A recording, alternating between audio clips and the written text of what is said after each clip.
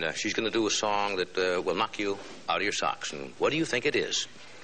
New York, New York. New York. Liza Minnelli.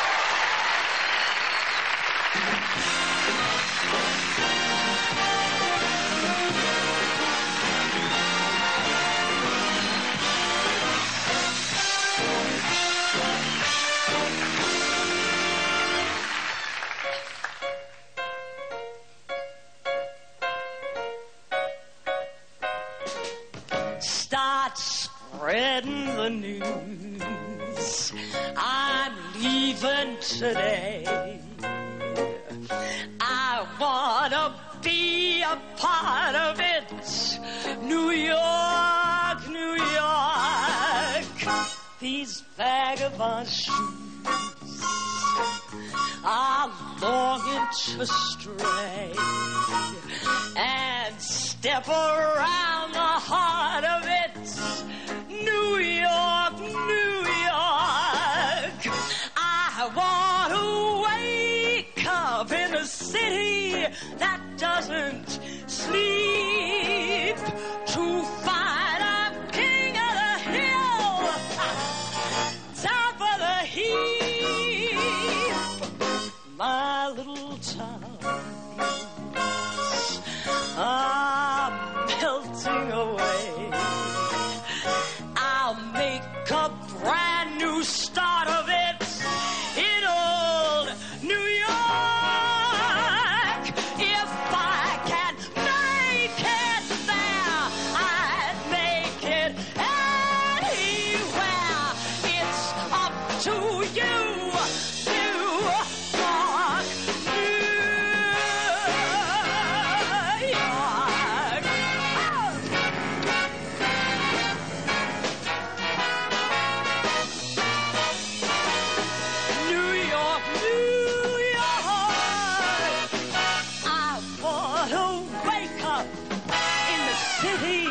That doesn't sleep, to find I'm king of the hill, head of the list, cream of the crop at the top of the heap. My little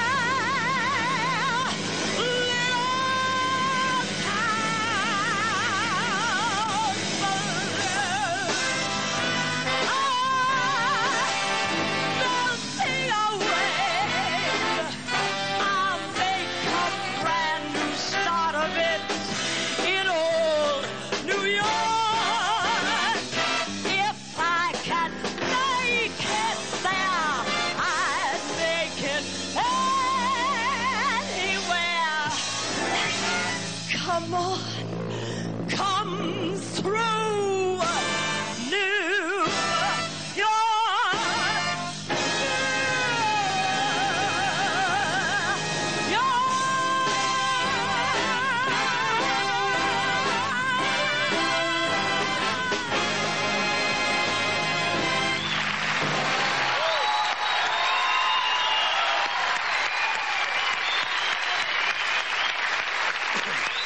Oh, yeah.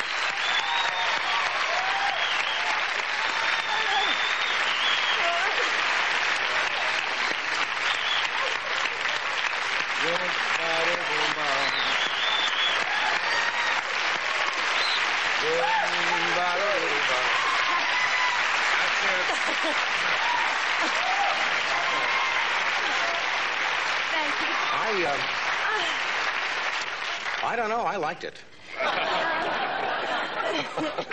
Just tore the top off the place there. That's gorgeous. Thank you. You do beautifully. Great arrangement. Take a breath. We'll take a break. We're coming right back.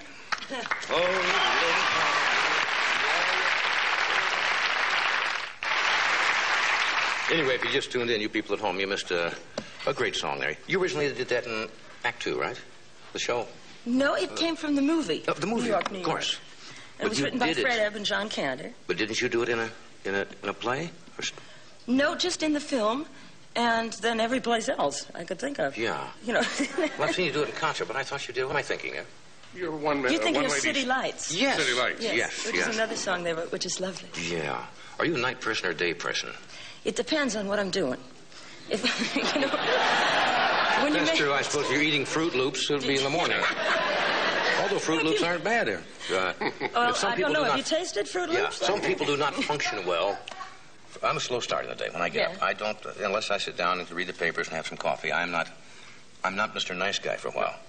Later on in the day, I start to come around. How about you? Some people... Do you?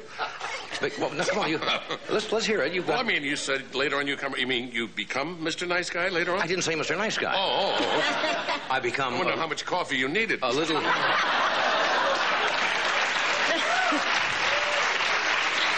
No, you know what it is? I think if I'm making a movie... Right. Then you have to get going early or have to get up so early. That's right. 4:30 or 5, and you become a day person because of necessity. Right. But when you're working in concert or in clubs or something, you have to sleep later because you have to work later. Right. So you just have to keep adjusting.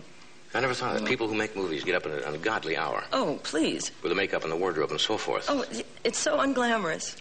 Yeah, but in the movies, you can sing later in the day, can't you? I mean, you could, and as most movies very often do, you pre-record and then lay it on the soundtrack sometimes. Yes. Now, in concerts, you sing when you have to sing. On concert, when the red light goes on, that's it. Yeah. Also, you're in New York versus Los Angeles. That's an old... People say I have to live in New York because of the vitality in its city and so forth. Yeah. Well, I think I found a solution. I love New York so much, but I was born here, and I like it here very much, too. So I just keep moving. Yeah. I just keep traveling and singing, and it sort of works out, you know? It was a quote attributed to you, something about the people here are lethargic or appear in lethargy. Even if it's raining, they act like they have sunstroke or something like that.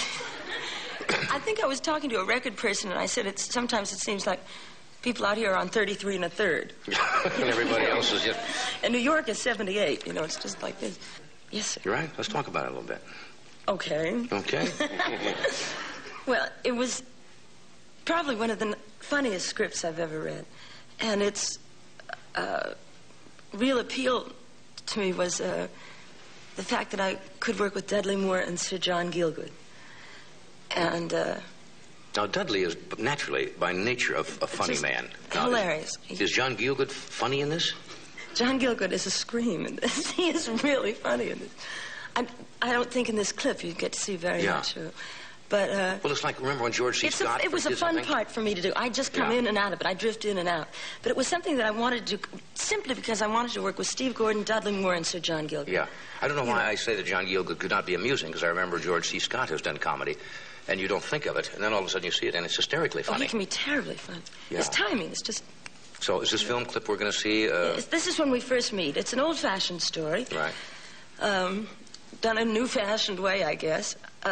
It's like a Capra film, almost. Okay. It's about a rich guy who's like the bad sheep of the family.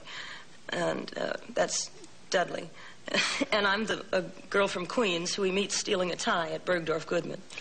And he falls in love with her, and he's supposed to marry a girl who's as wealthy as he is so that the family's money can continue and everything. And to see the end, you have to go see it. But this is when we first meet. Here's a little clip from Arthur.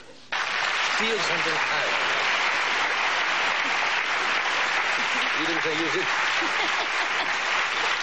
you didn't think Gielgud was funny in that. Lines like that coming out of him are funny. Oh, they're marvelous. Steal something casual. Steal something casual. He just says wonderful things through the whole picture. Steve Gordon, who wrote it, is marvelous. I hope it's big for you. I know you have to run on it because you got to go over and check all the sound and stuff for your opening tomorrow night. Yes, sir. Thanks for being here. I hope it's a smash. All right, thank you. It's always great to have you here. Thank you.